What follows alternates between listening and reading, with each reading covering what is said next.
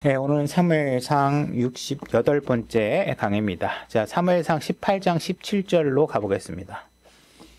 우리가 지난번에 다룬 말씀인데요. 지금 제가 읽고 필요한 부분들은 같이 읽고 가능하면 같이 읽으려고 하는데 다 읽다 보면 시간이 좀 늘어지는 부분이 있으니까 필요에 따라서 우리 같이 읽기도 하고 제가 읽고 이렇게 하겠습니다. 17절입니다. 18장 17절 사무엘상 18장 17절 제가 읽겠습니다. 사울이 다윗에게 이르되 내 맏딸 메랍을 보라. 내가 그녀를 네게 아내로 주리니 오직 너는 나를 위하여 용맹스럽게 되고 주의 싸움을 싸우라 하니라. 이는 사울이 말하기를 내 손을 그에게 대지 아니하고 블레셋 사람들의 손을 그에게 대리라 하였기 때문이라. 그래서 지난번에도 언급했지만 지금 사울이 자기의 딸을 이용해서 지금 다윗을 죽이려고 하는 과정에 미끼로 사용하고 있는 것이죠. 그래서 내 딸을 줄 테니까 나가서 블레셋 사람과 싸워라. 이렇게 해서 그 싸움의 과정에서 다윗이 죽기를 바라는 것입니다. 그래서 지금 원래는 사실은 골리앗을 물리쳤을 때 그때 바로 그의 약속이 성취되도록 해야 되는데 그 약속이 성취되지 못하고 계속 미뤄두면서 그 자기가 한 약속을 이용해서 실제로 지금 블레셋을 물리친 다윗을 죽이려고 하는 일에 지금 사용하고 있다라는 것이죠. 그래서 지금 이런 그리스도인들이 이 하나님과의 약속 그리고 또 우리 다른 사람과의 약속을 할 때는 정말 여러분들이 입을 무겁게 움직이실 수 있으셔야 됩니다. 그래서 내가 정말 지킬 수 있는 약속을 하고 약속을 했으면 지키고 이렇게 하셔야 되는 것이죠. 그래서 사울은 지금 약속을 해놓고서 안 지키고 있습니다. 다윗의 신분 변화가 있다고 말씀드렸죠. 우리가 처음에는 군사를 다스리는 대장으로 5절에서 만들었고, 그 다음에 천인대장을 만들었고, 이번에 지금 사위가 되게끔 해서 지금 사울의 사위가 되는 위치에 놓여 있는 것이죠. 이렇게 하고 나서 지금 이제 드디어 다윗을 자기의 사위로 맞이하려고 하는 상황에 놓여 있지만 이제 그것도 제대로 안 됩니다. 18절 제가 읽겠습니다. 다윗이 사울에게 이르되 내가 누구니까 이스라엘 안에서 내 삶이나 내 아버지 집이 무엇이기에 내가 왕의 사위가 되리까 하였더라. 자, 지금 다윗이 보여주는 자세는 당연히 자기가 골리앗을 이겼을 때부터 사울의 사위가 되는 것은 마땅한 보상입니다. 그래서 그러니까 사울의 입장에서는 당연히 그 보상을 해주는 게 맞는데도 불구하고 미루고 있는 것이고, 지금 다윗의 입장에서는 당연히 마땅한 것들이지만 지금 어떠한 자세로 그 상황을 마주하고 있냐면 자기 자신을 겸손하게 낮추고 그 조건들을 내가 자격이 없다 이렇게 얘기를 하고 있는 것이죠. 그러니까 이 다윗이 지금 지혜롭게 행한다 하고 있는데 그 과정 속에서 다윗이 보여주는 건 뭐냐면 겸손하게 행하고 있다. 자기 자신을 낮추고 행하고 있다. 그러니까 여러분들이 지혜로운 사람이 되려면 어떻게 하셔야 되느냐? 자기 자신을 낮추셔야 됩니다. 그게 지혜로운 삶의 시작이 돼야 돼요. 여러분들이 당연히 내가 받아야 될 게 마땅하죠. 이렇게 너무 당당하게 나오게 되면 여러분들이 그게 제대로 안 되는 거죠. 그게 제대로 안 되는 거죠. 여러분들도 부모 입장에서 자녀들이 당연히 내 입장에서 자녀들에게 내가 갖고 있는 걸 다 주는 것이 전혀 아깝지 않겠지만 아이들이 자녀가 아버님이 아버님이 버신 거니까 아버님 충분히 쓰다 가십시오. 저희들이 열심히 해서 벌겠습니다. 그런 자녀에게는 여러분들 마음이 어때요? 진짜 더 주고 싶죠. 근데 자녀가 막 나가가지고 아버지 좀 아껴 쓰세요. 그거 어차피 내가 받을 돈인데 아버지가 다 쓰고 죽으면 어떡해요? 예를 들어서 이렇게 얘기하면 논리적으로 맞는 것 같지만 어떻게 해요? 정말 주고 싶지 않겠죠. 그죠? 그건 지혜롭지 않은 행동이에요. 그러니까 여러분들이 지혜라는 건 무엇이냐? 항상 자기 자신을 낮추고 겸손하게 하는 것이 지혜다. 지금 다윗은 그런 지혜로운 자세를 취하고 있다. 19절. 그러나 사울의 딸 메랍을 다윗에게 주어야 했을 때 정말 줘야 되는데 그가 그녀를 무홀랏 사람 아드리엘에게 아내로 주니라. 실제로 다윗에게 줘야 되는데 안 주고 어떻게 딴 사람한테 그냥 줘버리는 거죠. 그러니까 이 사울이 이렇게 약속을 안 지키는 삶을 사는 것 자체가 그 끝은 이미 결정되어 있는 겁니다. 그죠? 이 비극적인 삶의 결과를 가져올 수밖에 없죠. 왜? 약속을 안 지키는 삶을 사니까 이런 것들이 다 누적되는 것입니다. 여러분들이 놓여 있는 위치가 여러분 하나님께서는 여러분들이 경험하고 고난을 겪는 것을 우리가 제3자가 함부로 판단하지 않도록 하나님께 경고를 하고 있지만 사실은 하나님은 여러분들에게 어떤 말씀을 주고 있냐면 네 삶의 결과는 뭐예요? 너희들이 씨를 뿌린 대로 거두는 거라고 얘기하는 거예요. 여러분들이 오늘의 이 순간은 분명히 과거의 어떤 순간들을 심었기 때문에 오는 결과들이 대부분입니다. 그러니까 그런 부분들에 관해서 여러분들도 경각심을 갖고 생각해 볼 필요가 있습니다. 20절 사울의 딸 미갈이 다윗을 사랑하며 또 다시 이제 미갈이라는 딸이 다윗을 사랑하게 되죠. 그들이 사울에게 고함으로 그가 그 일을 기쁘게 여기고 이르되 내가 그녀를 그에게 주어 그녀가 그에게 올무가 되게 하고 지금 사울은 가진 악한 마음이 속에서 계속 솟아나는 겁니다. 그렇죠? 계속 내가 이 둘째 딸을 갖고 한 번 더 이용해 먹어야지 이렇게 얘기하는 겁니다. 그녀가 그에게 올무가 되게 하고 블레셋 사람들의 손이 그를 치게 하리라 하고는 그런 까닭에 다윗에게 이르되 이날 내가 그 둘 중에 하나로 말미암아 내 사위가 되리라 하니라. 그래서 둘째 딸 미갈을 주겠다고 하고 다시 블레셋 사람들을 이용해서 지금 다윗을 죽이려고 하는 상황이 벌어지는 것이죠. 25절로 가보겠습니다. 사울이 이르되 너희는 다윗에게 이같이 말하기를 왕이 아무런 지참금도 원치 아니하고 다만 왕의 원수들을 보복하기 위하여 블레셋 사람들의 포피 100개를 원하신다 하라 하니라. 그러나 사울은 블레셋 사람들의 손으로 다윗을 쓰러뜨리려고 생각하였더라. 그래서 지금 내가 포피를 100개를 원한다 이 얘기는 뭐예요? 100명의 사람을 죽여서 우리가 할례 받을 때 잘라내는 부분을 100개를 가져와라. 그러니까 100사람을 죽이라고 하는 거죠. 근데 그 원래 목적은 뭐예요?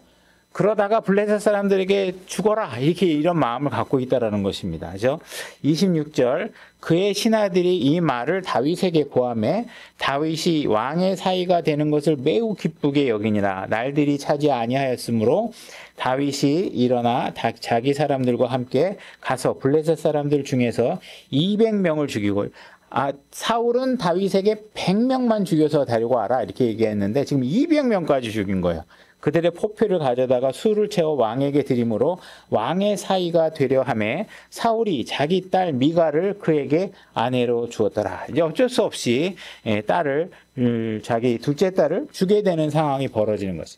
이렇게 지금 자기 딸들을 이용해서 그걸 올무로 사용해서 다윗을 계속 죽이려고 합니다. 근데 이런 사울의 어떤 이런 악한 행동들이 결국은 자기 가족들에게 엄청난 해를 가져오는 결과를 가지고 오게 됩니다. 자기 가족들이 이거로 인해서 심판을 받게 됩니다. 사무엘하 21장 1절로 한번 가보겠습니다. 사무엘하 21장 1절 제가 읽겠습니다. 그때 다윗 시대에 해를 이어 3년 동안 기근이 있어서 다윗이 주께 여쭈었더니 그래서 지금 갑자기 지금 다윗이 통치하고 있는 시대에 3년간 계속 기근이 드는 겁니다. 그래서 주님께 여쭤봅니다. 주님께 이게 왜 이렇게 도대체 가뭄이 이렇게 길게 3년씩이나 됩니까? 하고 여쭈었더니 주께서 대답하시되 그것은 사울이 기브온 사람을 죽였으므로 그와 및 피를 흘린 그의 집으로 인한 것이니라 하시니라. 그래서 하나님께서 어떤 답변을 주시냐면 기브온 사람이 여호수아서에 등장하죠.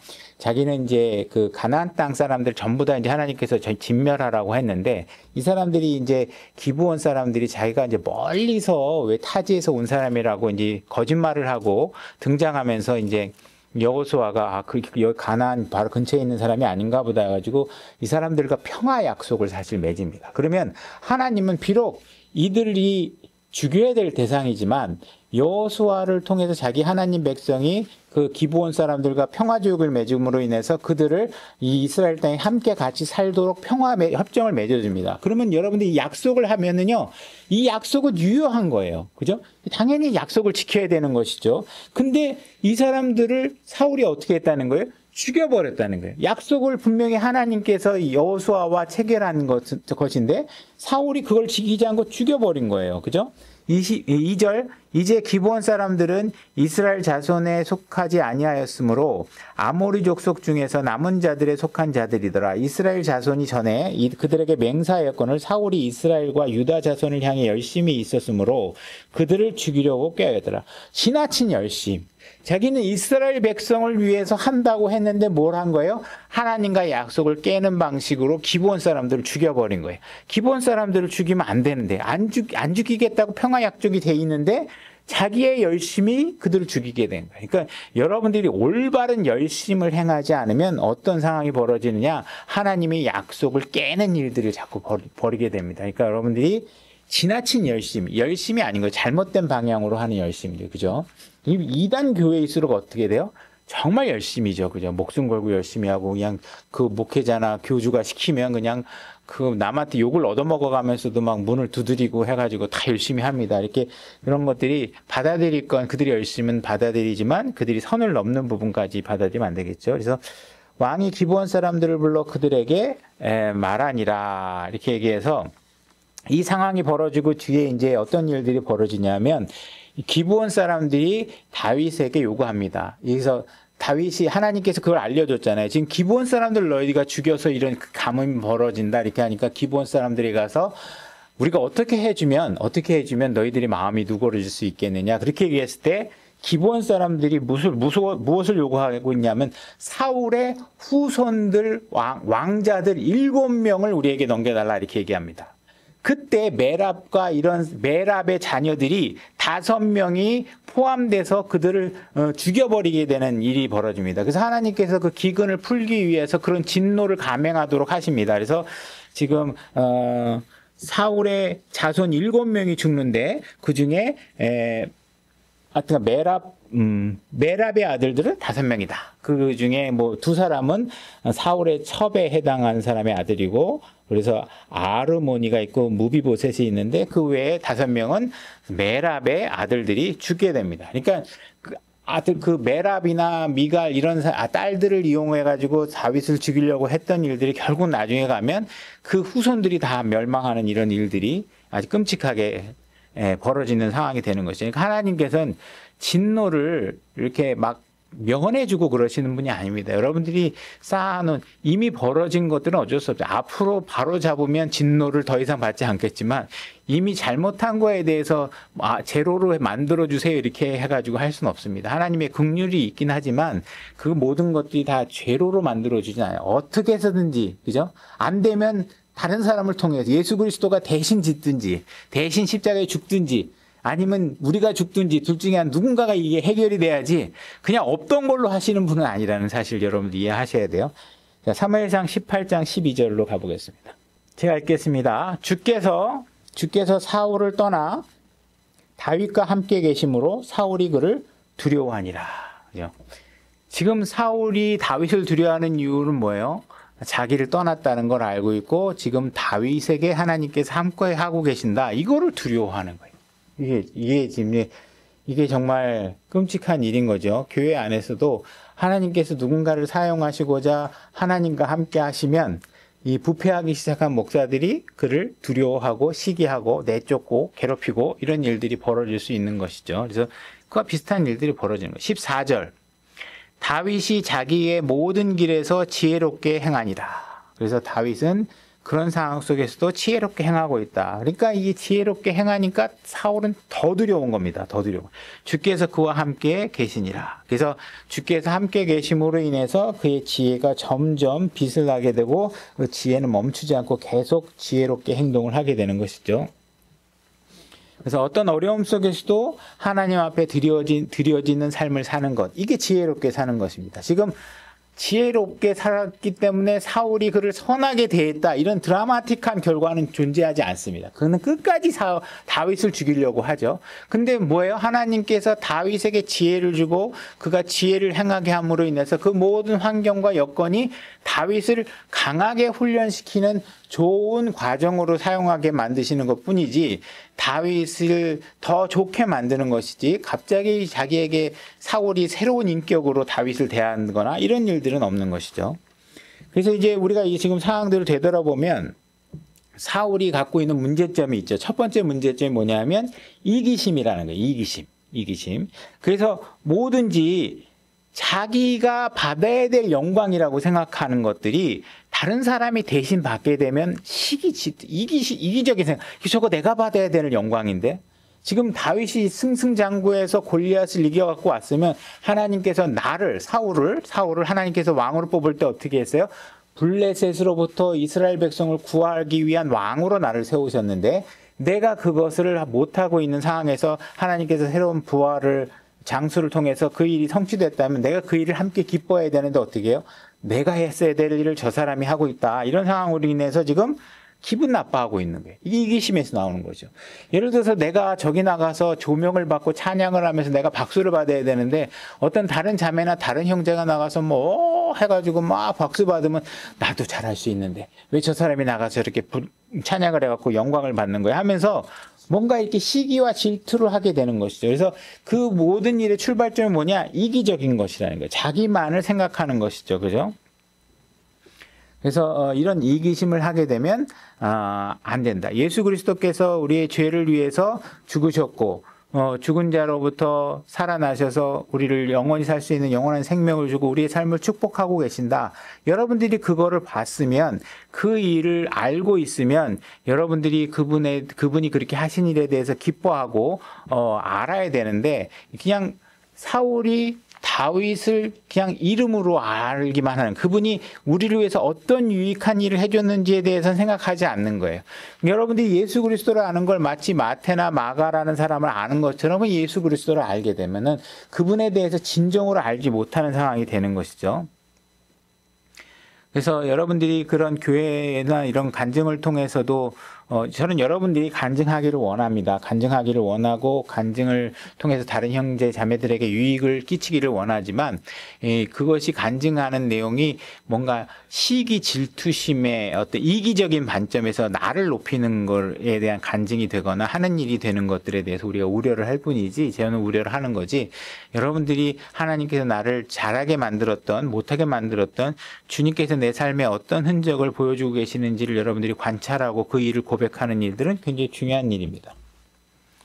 지금 하나님께서는 왕이 생기게 되면 어떻게 되는 거예요? 너희들 중에 잘생기고 지혜롭고 능력 있는 사람을 전부 다 왕이 다 데려갈 것이다 이렇게 얘기를 했죠. 지금 18장 이제 읽어보진 않겠지만 2절에 보게 되면 다윗은 이제 더 이상 자기 집으로 돌아가지 못하는 상황이 되고 사울과 같이 있게 되는 상황이 됩니다. 그래서 자기 집으로 다시 더 이상 돌아가지 못하는 상황이 됐다. 그래서 그거는 결국은 이 이스라엘 백성이 왕을 원했기 때문에 그 말씀이 그대로 다 이루어지는 것이죠. 그러니까 하나님의 말씀은 그 어느 것도 허투루 사라지거나 무효가 되거나 이런 그런 말씀이 아닙니다. 다 살아서 그대로 이루어지는 것이죠.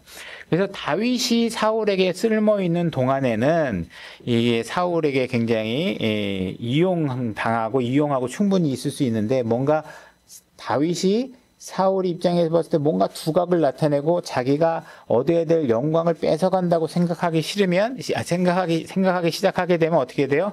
그를 미워하기 시작하는 것이죠.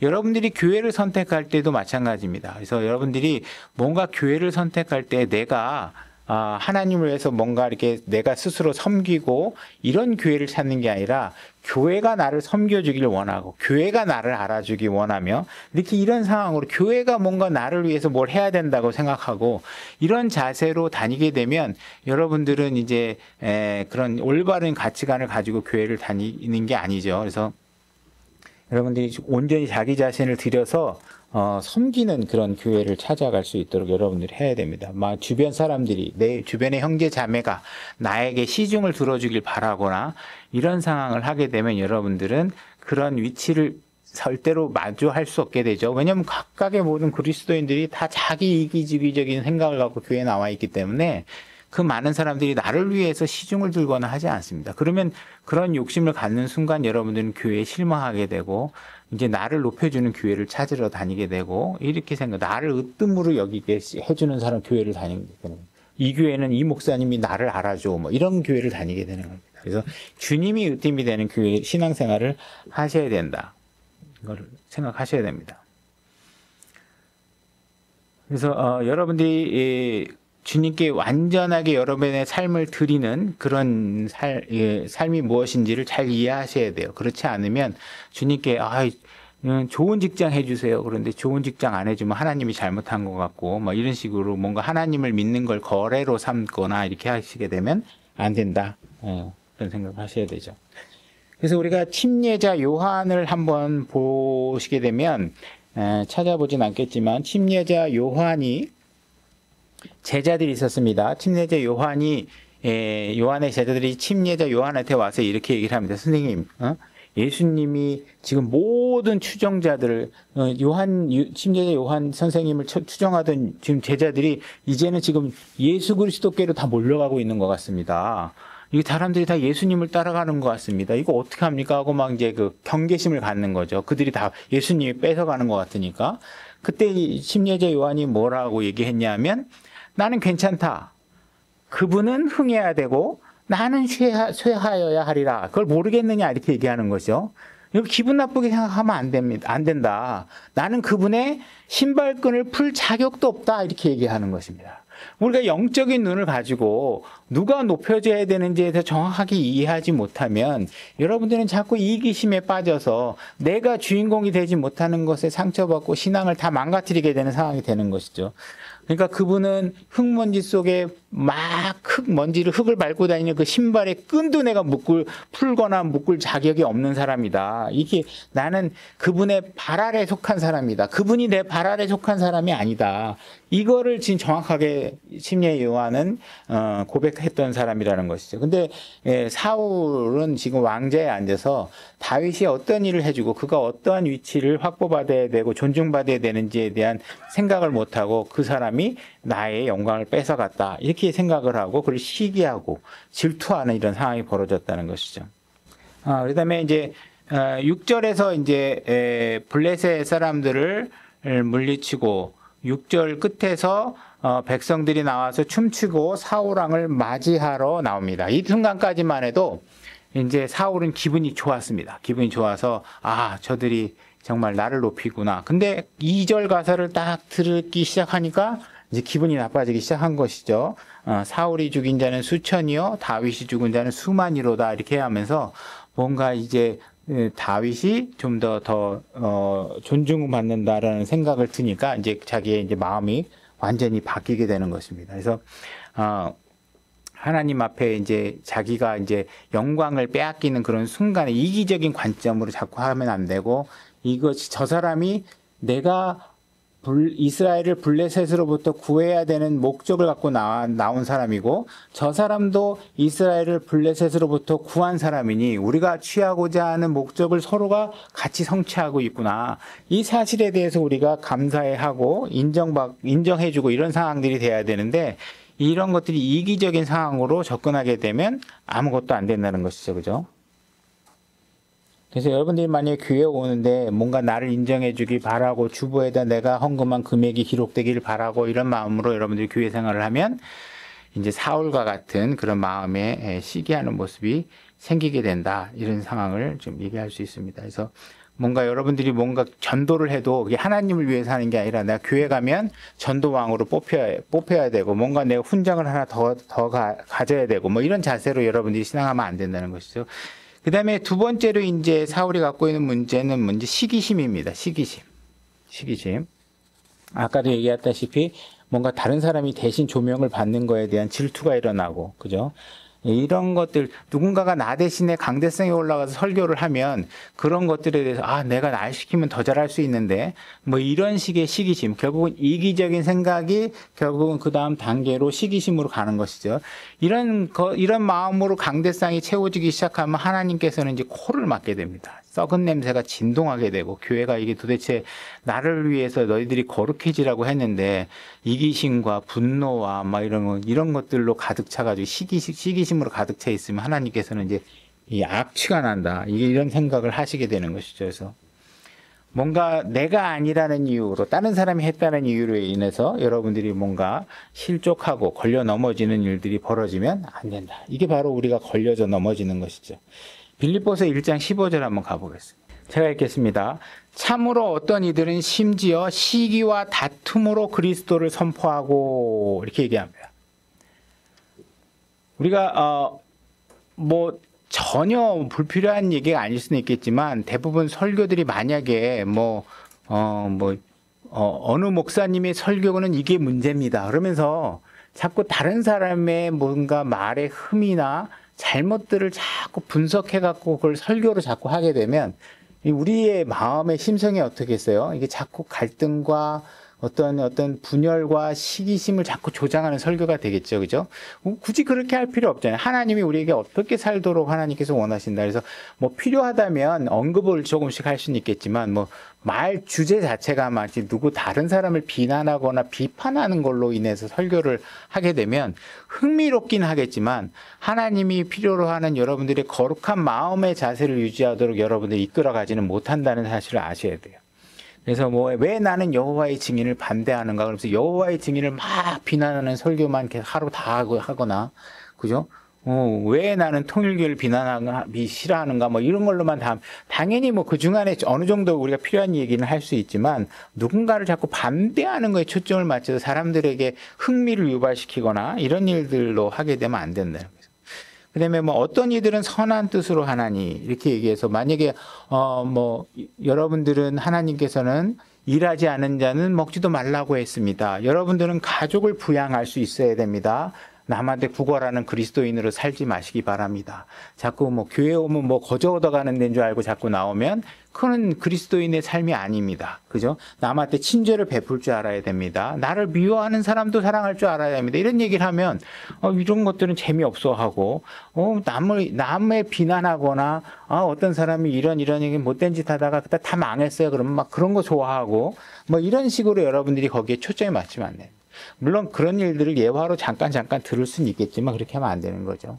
그래서 제가 지난번에도 교제 가운데서도 얘기하고 저도 이제 경험이 참 낯설어서 이렇게 그때 얘기했지만 제 친구 같은 경우에 나한테 와가지고 나 어느 교회 다니는데 제가 이제 목회를 하는 걸 모르고 와서 난 하나님 신앙생활하면서 그러냐 이렇게 신앙생활 교회 잘 다니나 보다 그래서 막 나한테 열심히 복음을 전하듯이 하다가 제가 이제 사실은 나도 이제 이렇게 개척교회로 이렇게 목회를 하게 됐어. 그러면 반가워해야 될 것 같은데 그러냐 정말 그렇게 목회자야 나 정말 너무 좋다. 네가 이렇게 그리스도 안에서 목회자가 됐다니까 너무 반갑다. 이게 아니라 갑자기 분위기가 싸해집니다. 그러면서 그러냐? 그러면서 이야기가 쭈물쭈물하고 들어가요. 그러니까 그 사람들은 무슨 마음으로 복음을 전했을까요? 뭔가 시기하고 다투고 뭔가 자기의 우월감으로 막 전하다가 상대방이 목회한다 그러니까 갑자기 분위기 싸해지 이런 거 보면 이 하나님 말씀이 이런 것들이 떠오르는 거죠. 복음을 전하는데 정말 그리스도의 영광을 위해서 전하는 게 아니고 그리스도 안에 거듭난 한 혼과 내가 같이 영적 형제 자매가 됐다는 거에 대한 기쁨을 두는 게 아니라 내가 누구 하나 구원했어. 내가 누구 하나 복음을 전했어. 이러면서 자기의 실적을 가지고서 뭔가 하려고 하는데 내가 실적 대상이 아니야. 이미 내가 팔려고 하는 걸 이미 갖고 있으니까 기분 나빠. 안 갖고 있어야 내가 팔 텐데. 그죠? 파는 걸 내가 갖고 있으니까 기분 나빠. 이런 자세를 취하면 이건 정말 이상한 거죠. 그죠? 그러니까 여러분들이 복음을 전해도 진짜 주님의 영광이 아니라 뭔가 자기의 실적과 시기와 질투와 누구보다 이 숫자를 더 늘리고자 하는 그런 마음으로 전하는 사람들이 있다. 그래서 그런 것들에 대해서 잘못된 생각을 가지면 지금 사울과 같은 자세를 취하게 된다. 자, 민수기 11장 26절로 가보겠습니다. 9절 보겠습니다. 그런데 두 사람이 진영에 남아 있었으니 한 사람의 이름은 엘다시요 다른 사람의 이름은 메다시더라. 지금 엘다시라는 사람이 있고 메다시라는 두 사람이 등장하고 있죠. 그들 위에 영이 머물렀으니 이 두 사람에게 영이 머물렀습니다. 그들은 기록된 자들 중에 있었으나 성막으로 나가지 아니한 자들이더라. 그들이 진영에서 대언하며 지금 이 두 사람이 뭔가 어떤 다른 진영 속에서 지금 영을 받아가지고 지금 그 진영 안에서 대언을 하고 있습니다. 한 청년이 달려와 모세에게 고하여 이르되 엘닷과 메닷이 진영에서 대언하나이다 하매 모세의 시종이요 그의 젊은이 중 하나인 눈의 아들 여호수아가 응답하여 이르되 내 주 모세여 그들을 금하소서. 아니 지금 모세 당신이 있는데 저기서 누군가가 갑자기 영적인 대언을 지금 하고 있습니다. 그들 그거 못하게 하십시오. 이렇게 얘기한 것이죠. 모세가 그에게 이르되 네가 나를 위하여 시기하느냐 이렇게 얘기하는 겁니다. 네가 지금 나를 위해서 시기하느냐? 왜 그들을 금하게 하려고 하느냐? 그 금하게 하려고 하는 이유가 도대체 뭐냐? 차라리 주의 모든 백성이 대언자들이 되어 주께서 자신의 영을 그들 위에 두시기를 원하노라. 나는 나뿐만 아니라 모든 사람들이 하나님의 말씀을 대언하길 원한다. 그들이 내가 대언하는 것 같이 그들이 대언하는데 그들이 전하는 내용에 뭐 이단 교리가 있느냐? 그들이 전하는 내용 중에 뭔가 잘못된 내용이 있느냐?